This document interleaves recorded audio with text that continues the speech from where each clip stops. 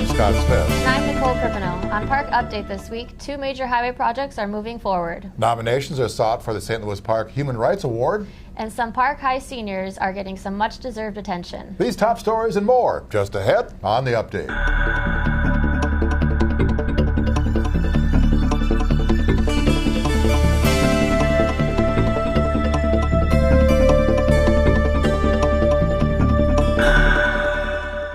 Two major road construction projects are taking significant steps forward this week in the park. The Highway 7 and Louisiana Avenue Interchange project will take center stage beginning in the spring of 2013 as a bridge is constructed over Louisiana Avenue and roundabouts are created to ease the flow of the traffic between the two roads. The City Council granted final approval to the project this week. The long-awaited Highway 100 reconstruction project is also moving forward following council action this week to grant municipal consent for the project. The segment of Highway 100 between Highway 7 and County Road 5 in St. Louis Park is the last substandard section on Highway 100 south of Interstate 394 and is one of the most congested freeways in the metro area. The project expected to begin in 2015 will replace bridges, create new on and off ramps, and more. Visit stlouispark.org for full details on both projects. The public comment period for the Southwest Light Rail Draft Environmental Impact Statement, DEIS, is extended through December 31st. The Federal Transit Authority extended the deadline for comments after a typographical error was discovered. Visit stlouispark.org for a link to the DEIS document. Fire Station Number 1, located at 3750 Wooddale Avenue, is receiving some national attention. Fire Chief Magazine, the leading industry magazine for firefighters, chose the new station for its 2012 Station Style Gold Award. The magazine recognizes the city and project architects DLR Group for the innovative design, environmental responsibility, and other attributes. The St. Louis Park Police Department recently unveiled a new logo patch which continues to highlight the department's commitment to community policing and brings in an element of tradition as it's modeled after a logo used from the mid-1970s through 2003. The St. Louis Park Human Rights Commission is seeking nominations for the 2012 Human Rights Award. The Human Rights Award recognizes individuals, groups, organizations, or businesses that have made an outstanding contribution toward increasing understanding and cooperation between people of different backgrounds in St. Louis Park. Nominations will be accepted through Tuesday, January 15, 2013. The recipient will be selected by the Human Rights Commission, and the award will be presented at a City Council meeting early next year. If you have questions regarding the award, contact Staff Liaison Marnie Olson at 952-924-2184. St. Louis Park High School is celebrating 8 seniors recently named commended scholars or semifinalists in the National Merit Recognition Program. At its November 26th meeting, the school board recognized each of the students. Congratulations to semifinalists Sophia Temkin, Jackson Rayner, and Thane Heller, and student commended scholars Caroline Algrim, Samantha Bremner, David Takata, Carter Robinson, and Hannah Hine. Over 350 St. Louis Park High School students are busy working on their History Day projects, and you can support them by volunteering as a History Day judge. History Day is Thursday, December 20th at the St. Louis Park High School. There are 2 sessions of judging, 8:20 a.m. to noon or 12:10 to 3:15 p.m.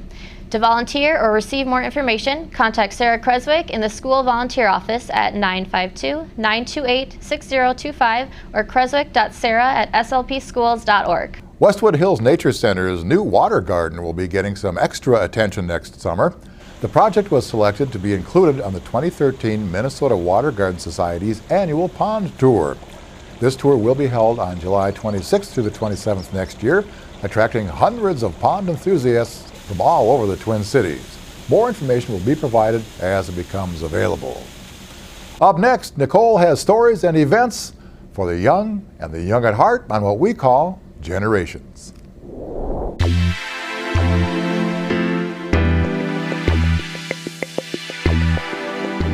Help STEP meet its needs for this year's holiday toy distribution by joining them at the Knollwood Super Target to purchase a toy. STEP volunteers and staff will be available at the Starbucks inside Super Target from 3 to 8 p.m. on Tuesday, December 11th. Once you purchase a toy you would like to donate, please bring it back to the STEP volunteers and staff at Starbucks, and they will get it back to STEP for you. For more information, contact Allison at stepslp.org or at 952-925-4899, extension 11. Enjoy Family Adventure Night at the Westwood Hills Nature Center and spend the evening owling on Friday, December 14th from 6 to 7:30 p.m. Venture into the woods to listen and look for owls and enjoy story time with the puppets and s'mores around the fire. All ages are welcome, and children must be accompanied by a paid adult. Cost is $5 per resident and $6 per non-resident. Visit stlouispark.org to register or call 952-924-2544 for more information. Now here's a look at some additional events coming up in the park.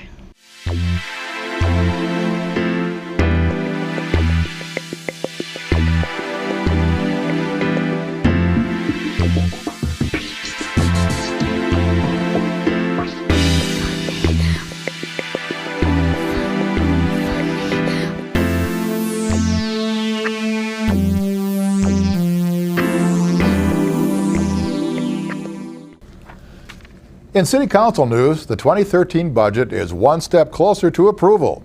The Council held its annual proposed budget, tax levy, and truth in taxation public hearing this week. A final property tax levy of approximately $25.7 million, or 4% over the 2012 final levy, is proposed. The Council will consider adoption of the budget, final property tax levies, and utility rates at its December 17th meeting. Mike Rose is up next with Sports Update.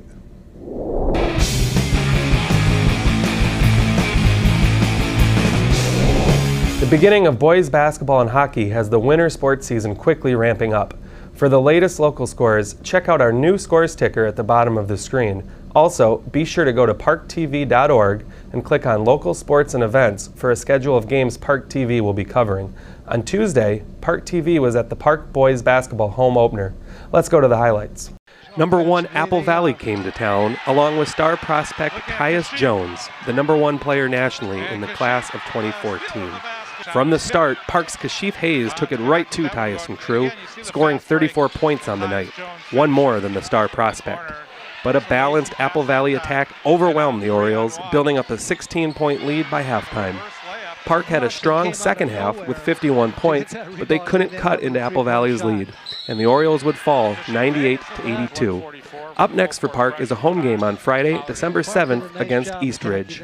Nearly a year after his tragic on-ice injury, Jack Jablonski is taking on a new role with the BSM boys hockey team. Jack's mother reported on Caringbridge that the junior has been working as a student assistant coach. Jack even made a recent trip to Duluth with his teammates. His mother, Leslie, called it, quote, a small milestone on his journey to return to life as it was. To keep up with the latest on Jack, go to caringbridge.org/visit/Jack Jablonski. Also in BSM hockey news, junior Kelly Panic is about to show the world her hockey talents.